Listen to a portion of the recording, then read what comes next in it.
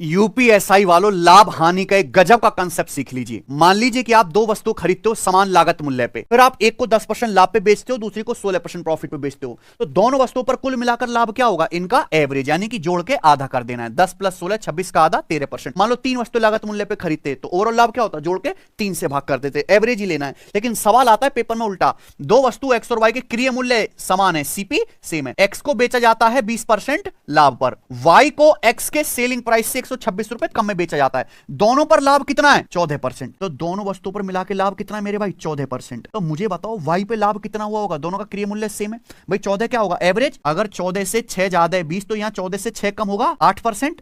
20 और 8 का एवरेज ही तो 14 होता है, यानी कि y को x से कितने कम में बेचा गया? 12% कम में बेचा गया। जबकि सवाल ये कह रहा है कि वस्तु y को x से 126 रुपए कम में बेचा गया, तो 12% की वैल्यू कितनी आ गई? 126। 1% की वैल्यू क्या है? 126/12, यानी कि 10.5 रुपए। तो सवाल क्या कह रहा है? दोनों वस्तुओं का क्रिय मूल्य, यानी कि 100% की वैल्यू क्या आएगी? 100 से गुणा, यानी कि 1050 रुपए प्रत्येक वस्तु का क्रिय मूल्य है ना। गजब सवाल। ये बताओ, बिल्कुल ऐसा ही।